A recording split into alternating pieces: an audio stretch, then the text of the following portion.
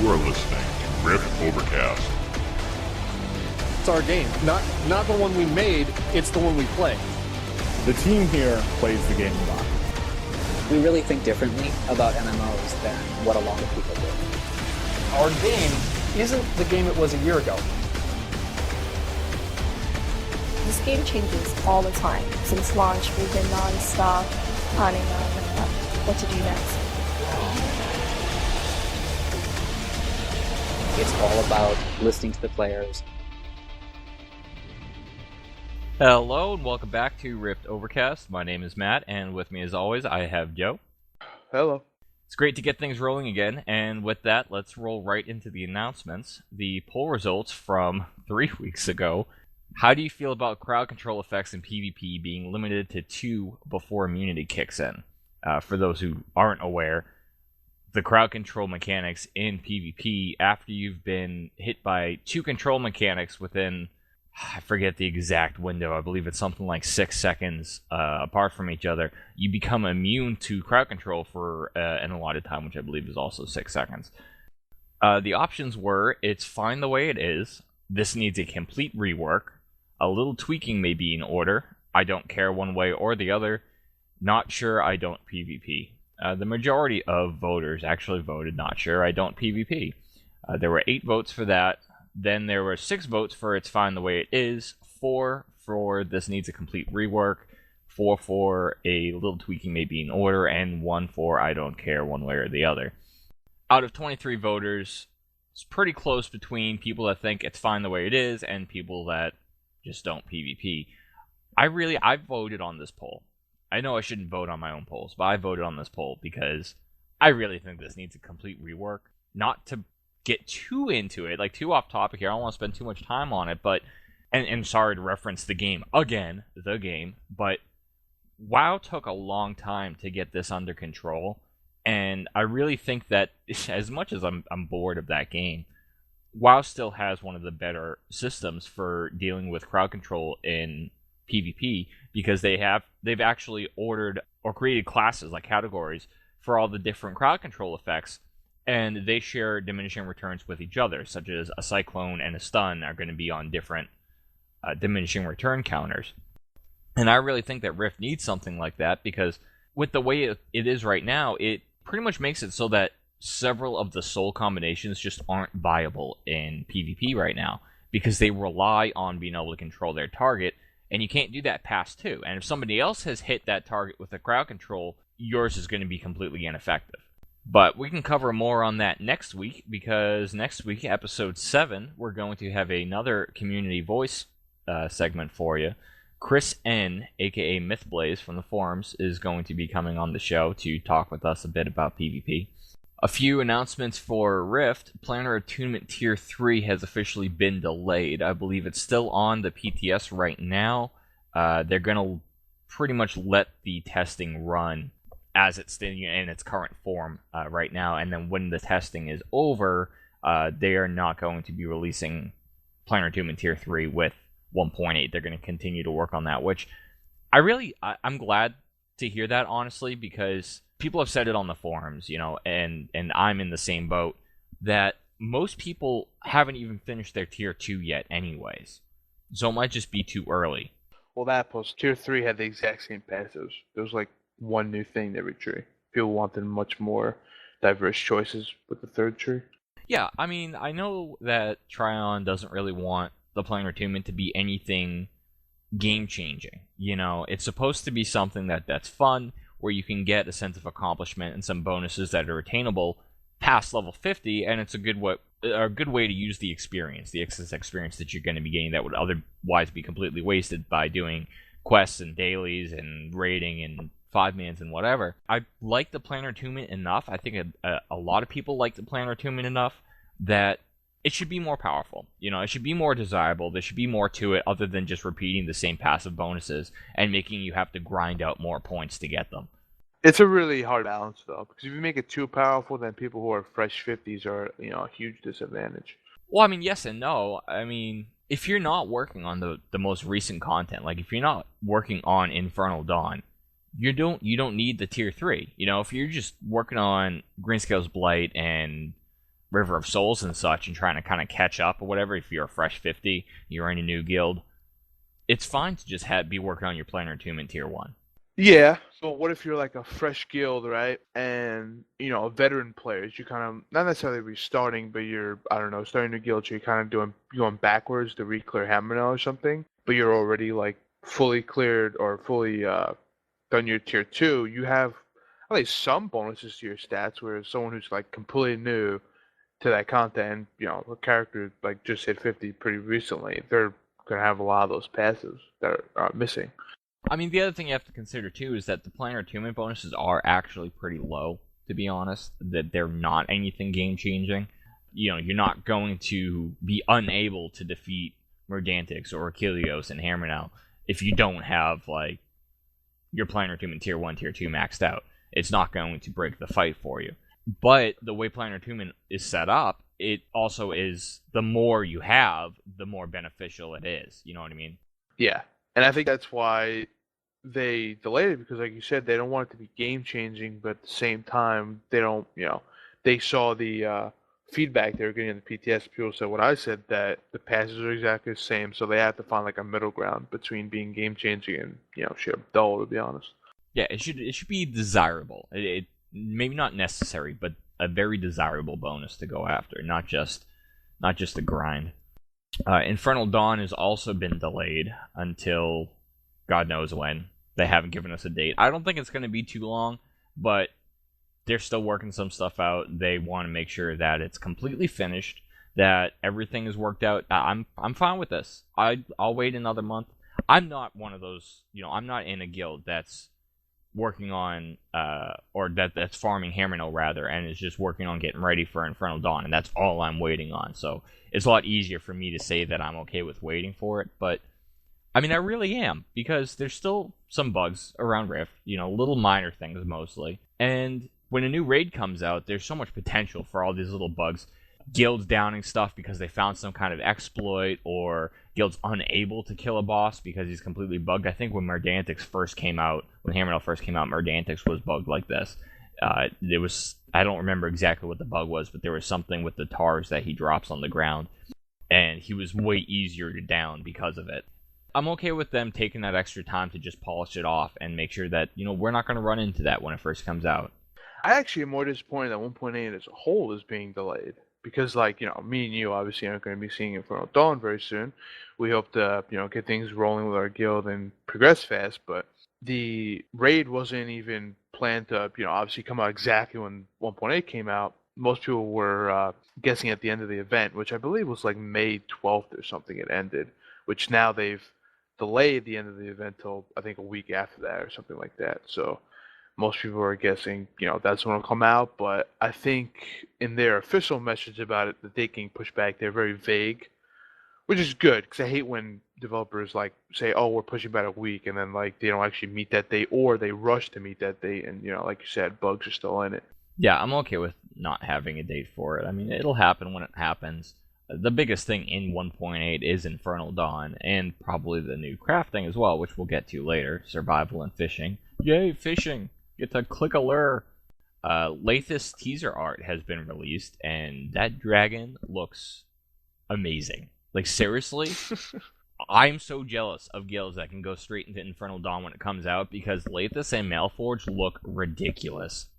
I honestly, as cool as that dragon looks, I'm more intrigued by the dynamics and the mechanics of the fight that they keep. I mean, like, we had talked off air, how they keep talking about there's going to be new things in the fight.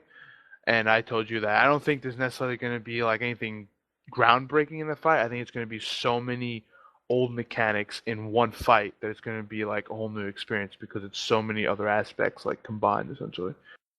Well, you never know. I mean, Trion has gotten several updates to the game engine, to the Game Biro engine, which myself and a lot of other people aren't fans of the Game Biro engine, but Game Biro has been coming out. They've been updating the engine consistently, you know, so it's an up-to-date engine. It's just been around for a long time.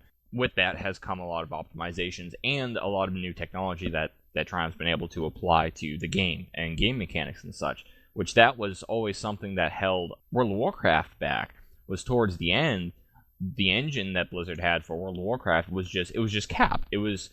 They couldn't do anything new really with mechanics because the engine just couldn't perform it.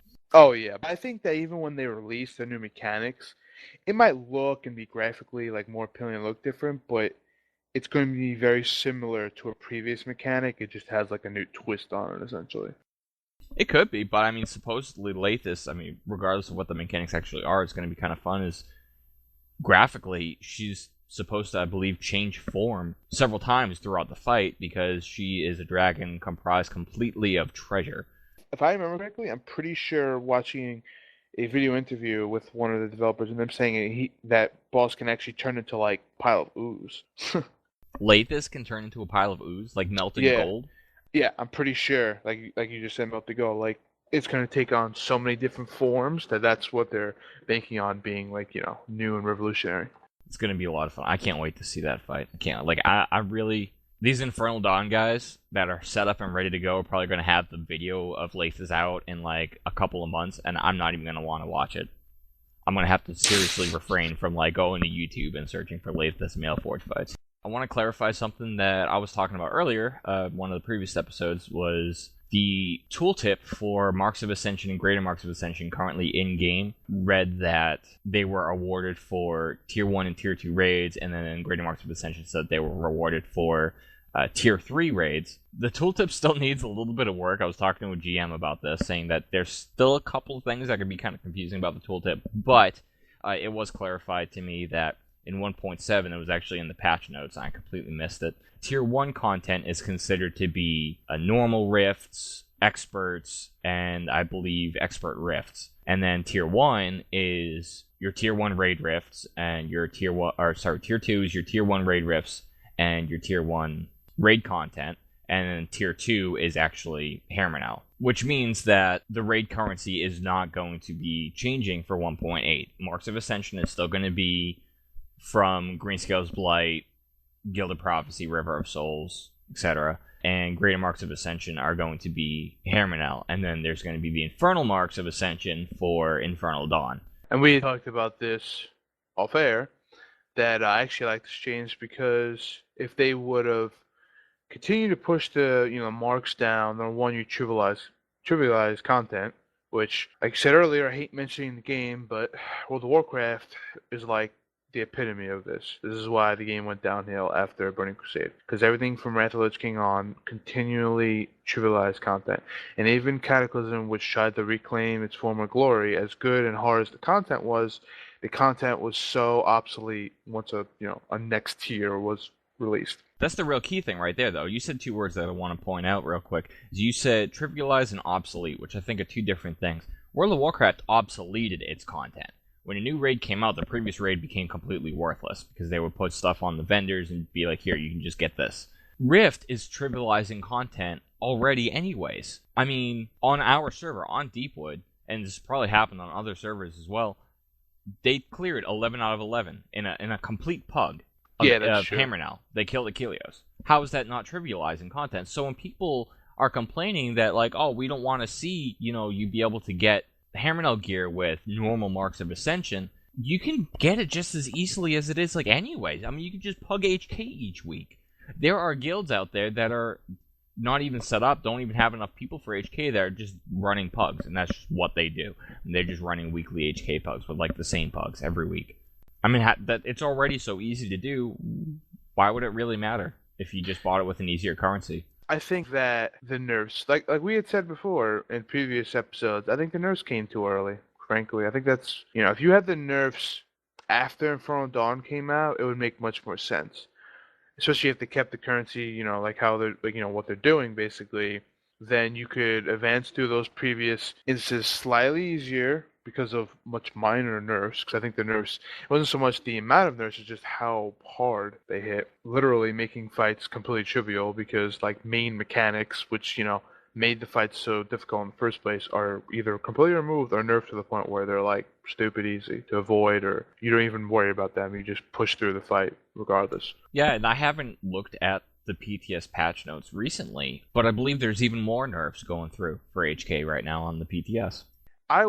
People always have this argument, which, like again with World of Warcraft, it was the same issue, and it's really hard to balance because do you really like? I think it would make more sense, at least for me, if they made it so that like Greenscale's Blight and all Tier 1 content was really easy. I really don't think they should be nerfing Hammerknell stuff necessarily. Sure, that maybe they should do nerfs to it, but like I just said, I don't think it should be as harsh or as frequently as they have been nerfing it.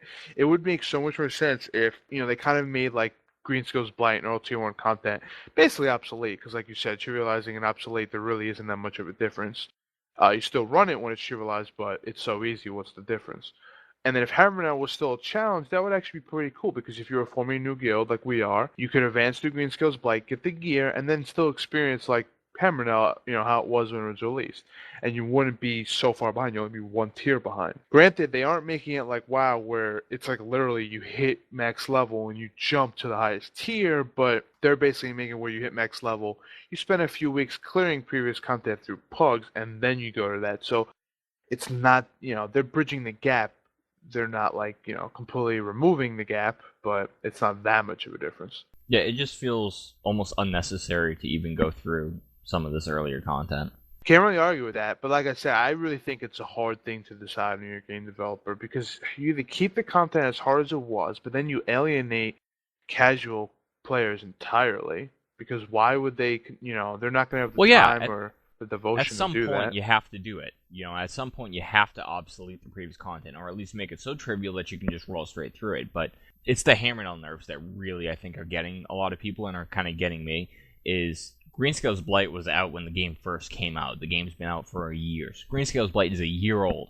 Who gives a crap? Nobody gives a crap anymore. But Hammerknell was, what, last July, I think? Hammerknell's been about 6 June months? or July. I think it was the tail end of June. I mean, that's still new enough, I think. And Hammerknell was awesome, too, because, like, I remember telling you this, too, when I first started playing, that I loved Rift. I loved a lot of the stuff in the game. I wasn't a fan of the animations, and I was kind of giving you, like, my little review, my first impressions review. And I was looking at the boss fights on YouTube for, like, Greenscale's Blight and stuff, and I was like, well, the mechanics of these seem really cool, but I was very unimpressed by the cave that Greenscale's Blight takes place in. It's just the giant leaf maze, and it looks boring to me. I still don't really like that place. And then Hammerknell comes out, and Hammerknell is just amazing. Like, it reminds me of like Karazhan on crack. Yeah, and it's what set the bar for Infernal Dawn. I really think that's why they've spent so much time on Infernal Dawn, because they set the bar so high that if they were to release anything even like moderately, disappointing, there'd be so much exactly like hatred towards them, basically. Yeah, Hammerknell basically sets, like you said, it set the bar. This is what raids are going to be like in Rift. Like, anything before Hammerknell is like, this is what we could do before. Then Hammerknell is like, we've got this new technology, this is what raids are going to be now. So basically, as far as I'm concerned, your raiding experience begins at Hammerknell, which is why it shouldn't be nerfed so damn hard. Which is why moving the currency down wouldn't be that bad, because then, like you said, you could pretty much, I don't know if you'd want to completely skip over Greenscale, or just, what's the difference between rolling through it really fast and completely skip it? But then once you get to Hammerknell, like, that's when the rating starts. I understand casual people and people who are new to the game, they're not going to want to be going through previous content when there's, like, something new out. But I really don't think being one tier behind is really that bad. Honestly, I think it's fun catching up to the current, player base. I think that's like a really big thrill, like pushing through that. I agree. I don't mind playing catch up. I don't know if I consider it a big thrill, but I don't mind playing catch up. I like at least that when the earlier gear, the earlier tier stuff becomes easier to attain, it's fun because you get that sense of progression of with your own character a lot faster. You can acquire it faster, so it's a lot more fun to go through it. But on the same topic, on the current PTS, Infernal Marks are apparently available from the daily randoms, and this has got people talking too, because it's all based around the same thing: is how easy is it to catch up to the new tier? And people really disagree with you being able to get Infernal Marks from the daily random. You're only going to be able to get one. I really don't see what the big deal is. Like, I understand their concern, but it's going to take you, if you can get one Infernal Mark per day, it's going to take you 50 days just to get one piece. Well, I think the biggest problem people have with this is they didn't make you get, or allow you to get, I should say, greater marks of ascension, in order to get hammer note gear until, if I remember reading the post date correctly, it's either the tail end of November or early December, somewhere around there. So that was like a big, gap between when hammer note came out. I think they're not so much mad that you can do it, just that you can do it so early on. Because like Infernal Dawn's going to come out and bam, you can get the currency. They wish there's some sort of gap. And I can't really blame them for this. They almost think this is like a foreshadowing of like the future, that the game will slowly, but surely get more and more casual, which I really can't blame anyone for thinking that, because numerous games have went down this path. So, why wouldn't they think the same thing with this game? Well, yeah, but Rift has always kept a sort of reputation for being the hardcore MMO. If you want hardcore raiding, you play Rift. If you want to sign in, do 2 raids, sign out in a matter of a few hours, you play World of Warcraft. And I think Trion knows that, and I think that's what Trion wants. They want it to be a challenge. They want this to be an attraction to the game, and they're okay with whatever subscriber numbers they have. It's obviously enough that they're very successful. Rift has been extremely successful and continues to do so. Just to play devil's advocate here, I mean, World of Warcraft was so insanely popular during Burning Crusade and Vanilla. But once they realized that if they catered to casual, they wouldn't just be successful. They would be like so gargantuan in scope and scale that they were just like, all right, let's do it. And they've progressively gotten worse and worse as the years have progressed. So I mean, yeah, and now the game is bleeding out. well, I think that's mainly not necessarily though because of the game and the direction. Why I think it's just because the game's old. If the game was still like the engine wasn't so dated and people weren't just straight up tired with the lore and the content. I don't think it's a direct result of how casual it went. Because I mean, look, Tor is a huge reflection of that too. Tor went down basically the exact same path. So, and I think Tor is going to be successful. Obviously, it's never going to reach. I don't think any game ever will reach the heights that WoW went in terms of numbers, because those are numerous factors that went into that. But I do think it will be a very healthy game for a very long time. Well, you see a lot of the same complaints if you ever read Star Wars forums at all, Old Republic forums, that the raid content in SWTOR is just obscenely easy. I mean, people are really upset, and it's a big part of why people are leaving, is because they got to 50 in that game. They got into, what do they call them, the operations, I think? Yeah, the operations. They got into the operations, they cleared the 2 existing operations, and they left. Because there's just nothing else at all outside of that, and they cleared them way too fast. People are seeking a challenge, I think. Whether you're coming from Star Wars or World of Warcraft or EverQuest or whatever you played before Rift, people are coming to Rift looking for a challenge. I think it also has to do with like content release schedules. Because I mean, if you can see, absolutely. WoW now talked about with their new expansion that they're going to make their release schedule much more strict.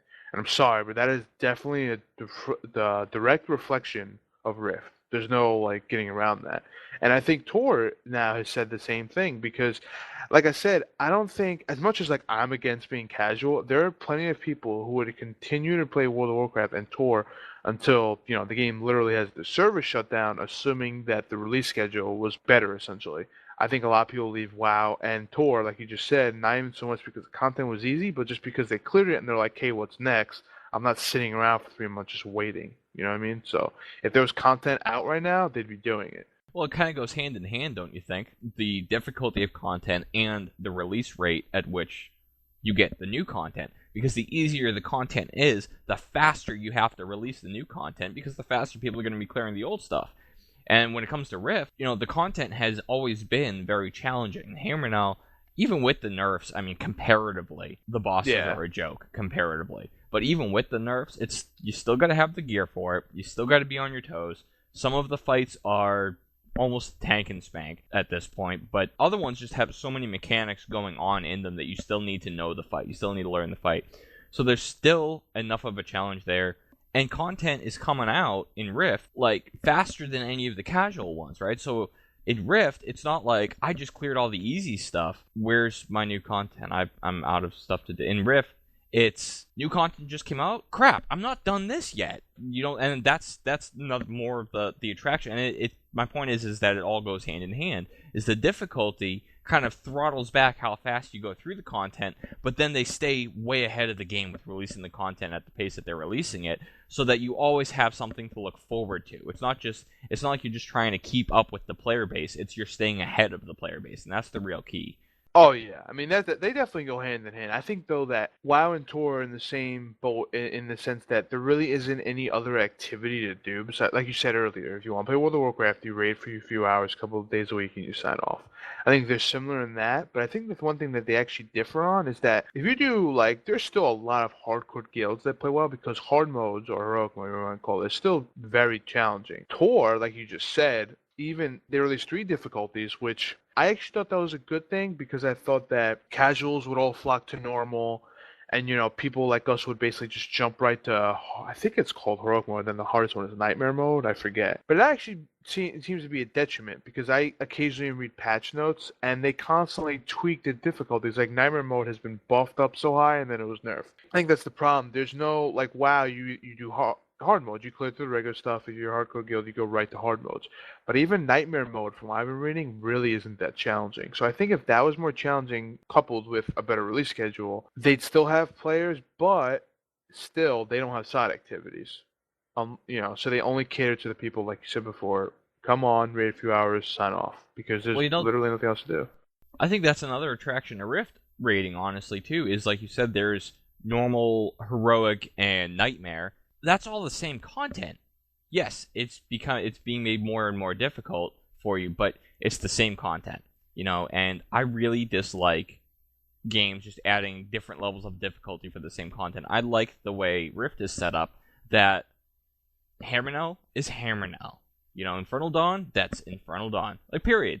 You're either ready for it or you're not. I like that, and you're never seeing the same content over and over, past farming it, you know what I mean, for gear or whatever.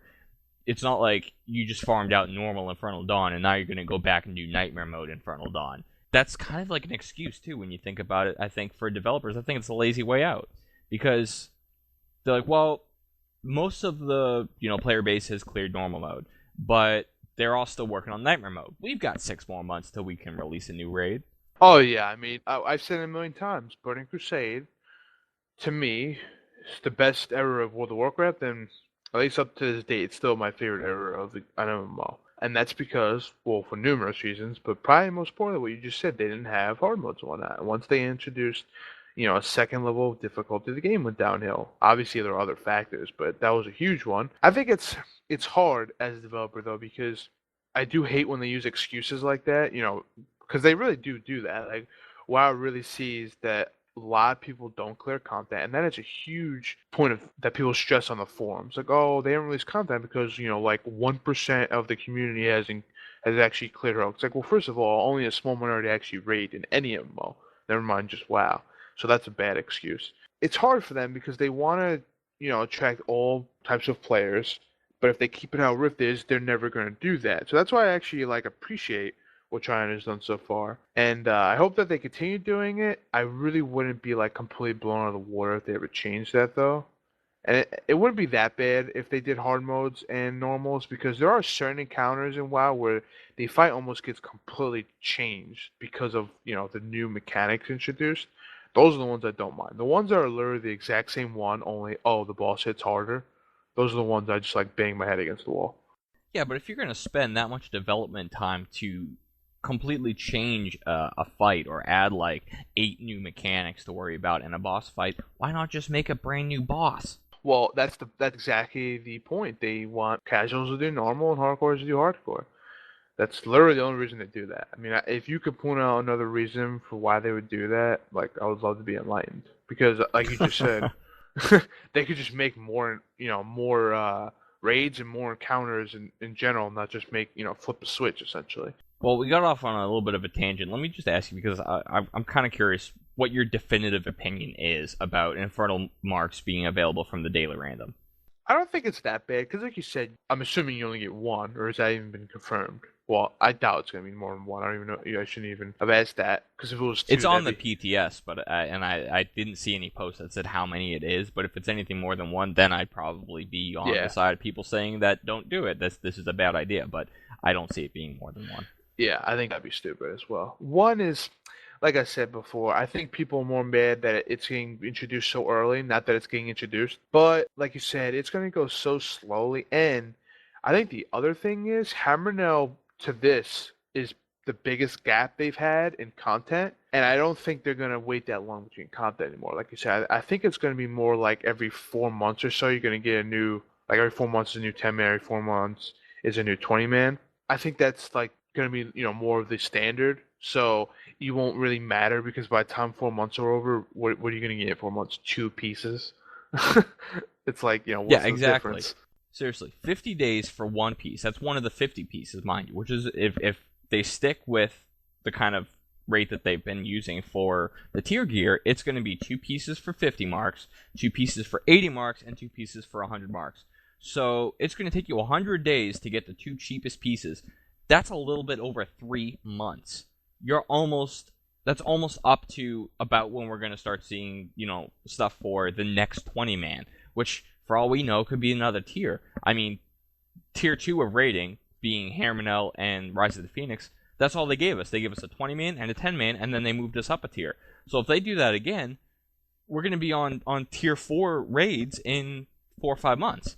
Yep. You know what I mean? And in 5 months, you're looking at 150 days. That's 150 marks. Well, if you bought the 2 cheapest pieces, the 250 pieces, then you've got 50 marks left. You're 30 marks shy of buying your next cheapest piece. Woohoo! You bought 2 pieces. Plus, 2 months after Infernal Dawn comes out, we're going to see a 10-man. What do you think that 10-man's going to give you? Infernal Marks. You know what I mean? Then the gear's going to start becoming easy to farm because you'll be able to do it in Infernal Dawn and in the 10-man. And more people are going to be working on Infernal Dawn by then and stuff. But even if you never touch those raids, like I said, it's going to take you 200 days or 180 days just to get 3 pieces. You can't even make the 4-piece bonus yet. So I think people are overreacting. I think having 1 mark available from a daily random is fine. I think if they started adding Infernal Marks to other methods, such as you can get them from doing weekly raids, which is an alternative that people have proposed, so that people actually still have to raid for the marks, is award Infernal Marks if you do the weekly boss kill in River of Souls or Greenskill's Blight or Hammernail. Add a Hammernail and Rise of the Phoenix weeklies. That's a good option too, I think. But I mean, considering that it's a raid, you're not going to give them 1. You're going to give them 2 or 3. So what? They might get 1 piece in 2 or 3 months. I mean, why is it such a big deal? Let us have the 1 for a daily random. Yep. In 1.8, we're also going to see some new crafting, right? Which is something that people have been craving, is some improvements to the crafting stuff. I really thought that they were going to change the crafting system or something. But these improvements to crafting, really all we've seen so far, unless they have more that we haven't seen yet, survival and fishing, which can be picked up by anybody. They don't take up a slot. Everybody is going to be able to have survival and fishing in addition to the 3 crafting professions that you already have. Survival is going to have tents and bandages and stuff like that. And then fishing is pretty obvious. I'm guessing that fishing is probably going to be combination fishing and cooking. I'm not sure. Cooking might be part of survival. Probably going to be raid consumables and stuff, stat boosts from cooking certain kinds of fish and things like that. So that's cool, that we're going to see that, but that's not anything that I see as being oh my god, improvements. And they've added new armor and weapons that are going to be on par for starting Infernal Dawn, just like they did with the Hammernail crafted sets. And those are going to take a little bit more effort to craft. You can try to sell these on the auction house, after you've crafted your own set, but is it really worth it? Are you going to, when this stuff comes out, are you going to, Joe, go to the auction house and drop 300 platinum on a crafted piece, or are you just going to craft it yourself? I'm crafting myself because it's going to be dramatically cheaper to craft it myself. Exactly. Or you're going to farm the mats. If you can't craft it, you farm the mats, and you either have a guildmate craft it, which is probably what most people are doing, because everybody's in some sort of guild, you know what I mean? You can go to a guildmate, have them craft it, or just spam out in 50 chat. Be like, hey, my mats, I'll tip you 20 plat, come make this for me. Yep, and I've been saving my crafted marks, so I'm definitely going to buy that pattern, so I might actually buy it myself. But I don't know if they actually release how many marks it's going to cost for the patterns. I'm not sure about the patterns. I believe there's a new crafting material that costs 8 marks, Master Craftsman marks, but I'm not sure about the patterns. All right, well, either way, even if I don't craft them myself, like you said, it's easy enough just tipping someone and make them craft them, give them the mats. Yeah, which will probably cost you a lot. People will probably be charging like, hey, you have to give me 100 plat, even if you have your own mats, simply because they're one of few people that actually has the recipe right then. But I give it a month, and things will settle down, and we're going to be in the same spot with crafting that we're at right now, where if you need something, you craft it yourself, or you have somebody else craft it.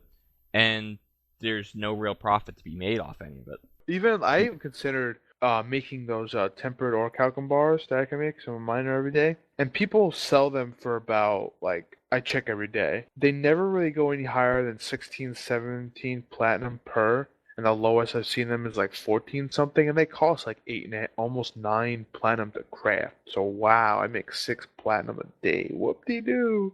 Yeah, it doesn't add up. And especially like Apothecary never got... Apothecary doesn't have anything specific to Apothecary, like the set armor pieces and stuff. That's something that they really need to work on, and I believe rune crafting even too, I think. Although rune crafting, everybody needs runes, so it's a little bit easier to make small profits that add up quickly because you can make runes in such bulk. But for Apothecary, all you really have that's worth it is like flasks. And you're making flasks you're not going to make flasks and sell them on the auction house. Like if you go to the auction house in Deepwood and search for flasks, or even search for like burning power stones or witch stones or whetstones or any of the weapon enchants, you don't really find a lot of them. And it's because people are just crafting them for themselves. Because if you're looking for those sort of materials, it means that you're raiding. And if you're raiding, it means you're in a guild that has people that can make that stuff for you. So Apothecary is nothing more than like a flask bitch. You can't really make a lot of profit off it. Not to sound completely retarded, but do apothecaries make augments? Apothecaries can make augments, but that would have been an awesome spot to give them something unique, is give them like a way better than normal augment. But the augments that they can make are fairly standard, or less than some of the augments that you can find or that you can buy, because you can buy augments with craftsman marks. You can go to the vendor and you can buy the augment boxes. So it doesn't even matter that Apothecary can make them, because you can get them elsewhere. You know what they probably should have done is they probably should have just given seals to them, because they have seals for every specific profession in 1.8. They could have just given the slot seal entirely to apothecaries. My first reaction is to agree with you, but seals, I mean, the epic seals are going to be plus 33 to a prime stat, so it's plus 33 strength or plus 33 wisdom. And I think that would be too powerful maybe for one profession to have, because there's probably not a lot of apothecaries out there, something that you have to consider too. And they would be able to make such an obscene amount of profit off being the only ones that can craft those, you know? They would be the only profession that would be able to really make that kind of profit. Yeah, but it's one of those slots, though, that you're literally going to craft once and then not worry about it for months and months until, like, the next tier comes out. You know what I mean? So it's not like it's like a normal armor slot where it's, like, ever-changing. He'd literally be like, okay, give me a C. Okay, see you in 4 months. I suppose that's true. So, I mean, maybe it would have been a good option. Unfortunately, they didn't do it, but I really think they need to give Apothecary specifically something that puts it on par for they really profit should just making. Make it so, the equivalents in WoW or any MMO that has, like, like a alchemist type deal, where they have some sort of endgame potion or something, or elixir. I don't know why they haven't given them that. Though, to be honest, none of the professions have any boost. It's just that Apothecary's crafting options, quite frankly, suck. Like mining or armor set don't have any, like, stat boosts like other games have, so I'm not that surprised that Apothecary doesn't have one. So if you gave them a stat boost like an elixir, you probably have to do the same thing for other professions. So that would have been a great thing. I would love to see that, though. Even if they did it across the board, I would love to see that. To see them add, bind on pickup recipes, endgame bind on pickup recipes, or special consumables that you can only use if you're that profession, or just passive bonuses for having that profession maxed out. I like that idea, but they haven't done any of that. So basically, what I'm getting at with all this is Platinum is still going to be worthless, because after the first month of 1.8, people are going to have their recipes ready, or their guildmates are going to have the recipes that they need, and they're just going to craft things themselves, have friends craft them. We're going to be in the same position that we're in now, where crafting pretty much is pointless. Well, crafting has a point, but like you said, like there's no like there's no real economy in the game unless you're like straight up buying mats. But then of course that doesn't, that's because you're basically lazy. I resent that. Okay. Like I purposely refuse to buy any tempered or bars. I crafted every single one because it was just so dramatically cheaper. It wasn't even funny. But it's funny. Like I always like games that really help the economy and all the money that have such value. But I gotta be honest, I don't mind it so much in this game because I like the fact that like everything is relatively cheap because of that exact fact. Like Platinum isn't that how much value, so people aren't going to price things like obscenely high. So I can't really complain about it. I mean, obviously, I think eventually once we start rating and whatnot, I might see more problems with that. But as it stands right now, I really don't have that much problem with it. I don't think it's like ideal or anything, but Well, it doesn't directly impact the game or gameplay or anything not having an economy, but it does kind of eliminate an entire mini game almost to the yeah, end game is toying with the auction house and stuff, which I personally really enjoy, and a lot of people really enjoy. I have several friends that play. You remember Chunsey from World of yeah, Warcraft, from our old World of love doing Warcraft guild? that. We had a guildmate when we were playing World of Warcraft. His name was Chunes, and he was like a god at the auction house. He would literally sign in and spend hours a day just sitting in front of the auction house, just buying and selling and making a ton of profit. And that kid got rich. He had like something like he had like 30,000 gold or 40,000 gold or something absolutely ridiculous like that. He had way more than that. I had like 20k gold near the end. He had like, he had the gold cap, which was like, Oh yeah. yeah, he had the cap, and then he had to put money on his other characters because he was capped, which I believe was like 250,000 gold or something like that. Jesus. But yeah, so I mean, the point is that it's kind of half the fun is feeling like what you're making is worth something and making that profit from it, and then having things that are worth turning around and spending your profit on, And there isn't anything like that in Rift. And like I said, it doesn't break the game, it doesn't change gameplay, but it does eliminate an entire element to the end game. Yeah, I really can't argue with that. I mean, they even had that add-on in for WoW Auctioneer, which was basically exactly for that purpose. So, but unless I really don't see, I see an occasional thread here or there about it, but I don't see like so much uproar about it. So, unless like Trion themselves thinks it's a huge detriment to the game, I don't really foresee it being changed anytime soon. Well, it's not that it's a detriment. It's just one of those areas that would richen Rift's content by improving on, which is something that Trion has shown that they want to do. They're adding leaderboards and the raids and the master modes and whatever. They're doing these little things that just kind of richen the feel of the game, and this would just be one of them that would be nice to see. And I think the player base has gotten used to crafting not being this game-changing element to their character. I mean, you've seen the gear that my cleric's in. I'm not in full HK stuff, but I've got an HK weapon, which I believe is like number 3 or 4 out of my best in slot weapons, and I'm in like full raid tier 1 and stuff. I've never touched crafting. He doesn't have any professions at all, and he's ready to go. I could blow through Hammernell at any point right now with the gear he has. That's why they really need to add bonuses to them. And by the way, not to completely go off tangent, but I'm actually really happy that I don't really care about fishing, honestly. I think it's cool they're gonna. I might even try it out because it looks like how you actually fish is slightly different than World of Warcraft, but I'm not gonna jump up and down or anything over it. But survival looks pretty awesome, mainly because of the bandages. I don't understand why games never launch with bandages. Seems like a pretty simple thing, but I think it's actually like really ideal, especially if you're someone who's like doing dailies or something where you don't want to rest constantly. And granted, the water, or what we want to call in this game, is relatively fast for bandages, assuming that they're on par with other games' bandages, like 3-4 seconds. I think it's a good addition to the game. And survival is basically cooking to what you're asking before. Survival is basically cooking plus like tents.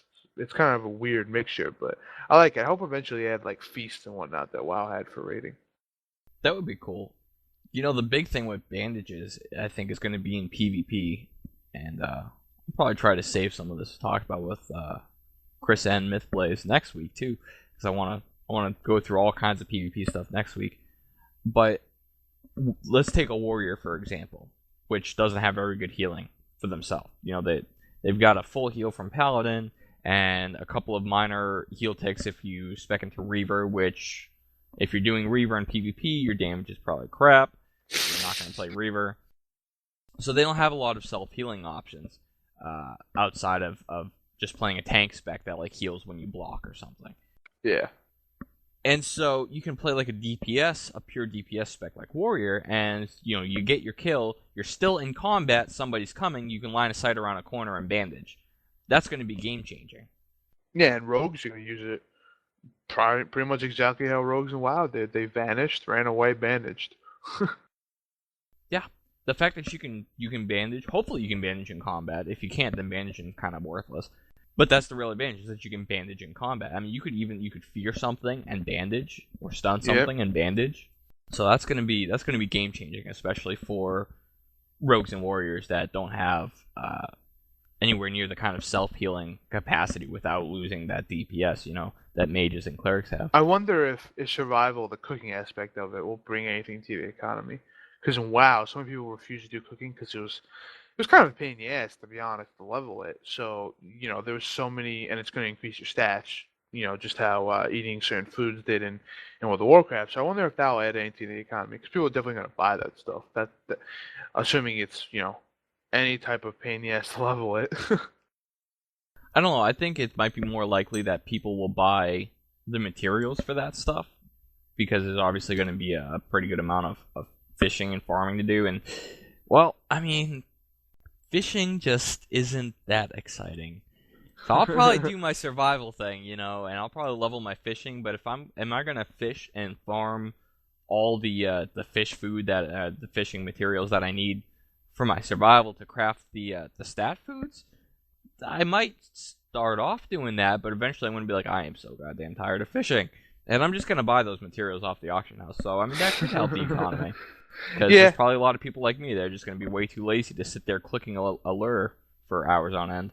Hey, you don't click a lure in this game. Right, you click the button. Sorry, you hit an action button. Told you it's slightly different. I actually am going to give it a shot, because I didn't really give fishing its fair shot in WoW, just because it looks so dull that like I was just so disinterested. But I'll give it a shot. I think I might actually enjoy it to an extent. Obviously, I'm not going to be like those people like I never could understand those people who would literally sit in World of Warcraft and fish, not just for like an hour, but they would sit there like hours on end. They'd be like reading and like look up and like click the lure. I'm like, God, I could never do that.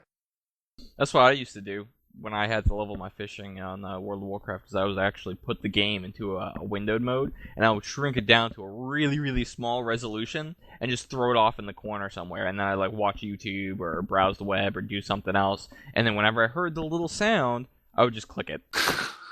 They could do something with fishing. I think fishing's on the PTS right now. I'm not really sure. I really need to get on the PTS. Yeah, it is. Because I've seen videos stuff. of it. Okay. Something that I haven't seen, though, I haven't seen anybody post this. I haven't seen any videos that talk about it or anything, where you're going to get the certain fish from. Because World of Warcraft used to be that you had to go to specific spots in the world to get specific kinds of fish. And then they changed it. Yeah, they changed it because you had to actually go to, like, Duratar, like the level 10 zone, and start your fishing there. And then you would slowly work up through the zones as you leveled your fishing. Now, I don't know if I want to see it like that, but it would be interesting if, regardless of the level of the zone, specific fish were required for specific things, and you had to go to certain areas of the world to get those specific fish, you know what I mean? But you could rank up your fishing at any lake, at any body of water, anywhere in the world. It was just, you had to go to specific spots for certain kinds of fish. Because even though the fishing method isn't all that interesting, it might be fun to, know that you have to go to the other side of Talara to get a certain kind of fish. Or there might be a really rare fish that comes up from this one really tiny body of water in the middle of the Ember Isle somewhere or something. Stuff like that would actually intrigue me somewhat too. It's kind of adds a little bit to maybe kind of like exploration, because especially when fishing first comes out, if they do it like that, Trion, if you're listening, do it like this. If they do it like that, you're not going to know where those fish come from. People are going to have to go exploring the lakes and fishing all the different lakes and bodies of water to try to figure out where all the fish come from. Yep, exactly. I want to talk about, Infernal Dawn's coming out, and it's a double dragon instance, right? That sounds so funny. It reminds me of Double Dragon, like the old video games. Come on. Those were great. Who didn't love Double Dragon on Nintendo? Most of the world. Eat me. Greenscale and Kilios, dead. Infernal Dawn's going to be out, hopefully sometime in April. Mailforge and Lathis. As soon as Infernal Dawn comes out, let's consider Mailforge and Lathis dead, because they're going to be soon. That leaves us with 8 months left to the year. If Infernal Dawn comes out in April, 8 months left to the year. Trion alternates 20-man, 10-man, 20-man, 10-man. Which means that if they stick with the schedule that they used to run on, it's been a while since we've seen the new raid, but if they stick with the schedule that they used to run on, then it's roughly every couple of months we're going to see a new raid, and it's going to alternate between 10 and 20, which means April will be Infernal Dawn. 2 months later, we'll see a 10-man. 2 months later, we'll see a 20-man, which should be Crucia, the Dragon of Air. Then 2 months after that, we'll see another 10-man. And 2 months after that one, we'll see another 20-man. The only dragon left will be Regulos, and that will also be the end of the year. So I think December, January, we're going to see Regulos. Then what are we going to do? I think that Trion in general has so much more freedom with this game than WoW did or Tor. Though Tor has some flexibility because they're in a certain time of that universe where they can basically just invent whatever they want, let's be honest. Because, that time or era of that universe, hasn't been depicted whatsoever. But Trion's in the same boat that they can do whatever they want, so it's not like WoW where they're so constricted by, previous lore that was already written about. They could do literally whatever they want. So that's why I've seen a lot of people talk about this. Like, I don't think it's like everywhere, but I've seen quite a few people talking about this, and they all have the same question, like, what are they going to do when the dragons are dead? And I'm just like, they can do whatever they want because they're not, like I said, they're not constricted by any previous lore. So I really don't know why people are so worried about this. I understand that it seems kind of early, like for the essentially like the initial phase or storyline of the game to be over already, and the game's still relatively young, or pretty damn young actually. Yeah, it's very young. I just look at it as like the first chapter, like in. The next one will be the second chapter. I don't really look at it as like it has to be this huge, massive scope of a phase of the game. I actually rather than put stuff like to bed. I couldn't stand how WoW would drag stuff out, and I was like, okay, I don't really care about this whole storyline anymore. Just end it, for Christ's sake. Well, sure, but it feels almost to me. I'm kind of worried about it being like a bad sequel. You know what I mean? After Regulus is going to be like a bad sequel because it's going to be like everything that we know about the world of Talara. The rifts, where they came from, why the Defiance went back in time, why the Guardians were resurrected as Ascended. It's all Regulos. The whole history of like Mythosia and the king of the Guardians side, or the king of Mythosia and everything going bad, and there's all kinds of stuff, and it all revolves around the machines and Regulos. So when he's dead, it's like, yay, Talara saved. They're going to have to just come up with something completely new. It's going to be like Regulos is, I don't know, he had a sex with Crucia and had a son, and now we're fighting Reglucia. I think, first of all, I don't think that Regulos is even getting released this year, quite frankly, because number one, I don't think Infernal Dawn is getting released till closer to midway into May, because original predictions were the end of the Carnival Ascended event, which I believe originally was like the 12th of May was the last date. I could be wrong about that though. And with them pushing back Infernal Dawn for at least a week, you probably won't see Infernal Dawn until probably the tail end of May. And then granted, like other stuff usually comes out every 2 months, but I don't think it's going to be like exactly 2 months. It might be like 11 weeks, 10 weeks, something like that. So I think like you could almost get this closer to like springtime of 2013. And by that, like, they can introduce an entire new plot line with the, like before when they're in like Crucia or whatever, which everyone is predicting is the following dragon, they can introduce a whole new storyline that by the time we even get to Regulos, like, he's almost like inconsequential because we know there's another chapter we're not looking at as like, oh, this is the end, That'd be a pretty smart way to do it. What I just thought of too is, I wonder if you think maybe we'll even kill Regulos? Maybe we won't even kill him. Maybe they've got a darker story plan. Maybe Regulus will actually like destroy Talara. Like he'll actually fully succeed, and there is no going back in time to stop it. And now we're just 2013 dealing with the aftermath. Yeah, It could be like Cataclysm. Or the Don't say that. Don't say that. Don't do that. Yeah, I actually really hope they don't do that. I mean, it's a cool storyline, but then like they're gonna have to make the world look all burnt and stuff, and I'm me running around like, oh look, it's World of Warcraft Cataclysm edition. I just don't want to even think about that. Well, it'd be a different, like a different reason why it happened. Yeah, that's true. That is fair. But like I said though, I think somewhere what we just said is what's gonna happen. They're either gonna like make it so we don't even kill regulars, or I hope that they introduce something previous to them. So it's not like, oh, you killed the regulars? Okay, here's what's actually, like here's a new thing. Like I hope it's not like so abrupt and like forced. It's something that you already knew like preemptively was gonna happen, basically. Let's take World of Warcraft for example, because it's got a ton of rich lore. It's been around forever. Let's look at like Wrath of the Lich King to Cataclysm, right? It was you killed Arthas, Deathling's back. It was just introduce a new guy, just boom, just suddenly. Like I don't want it to be like that. I don't want it to be like a bad sequel. That's what I'm afraid of. And I don't know, who will the bosses be? Like, who are the villains even going to be? Let's say we do kill Regulos, and let's say that it's December, January. Because if it isn't the end of the year, it'll probably be the beginning of 2013. That'll be like their big 2-year event is going to be the death of Regulos. Yeah, that's what I said about springtime. So yeah, like March, like that, like March, April, around there. That'd actually be perfect. That'll leave all of 2013 for whatever new storyline. So I mean, who are we even going to fight? Like, what is even going to? What's I'm saying? What are they even going to do? They can introduce so many. There's so many possibilities.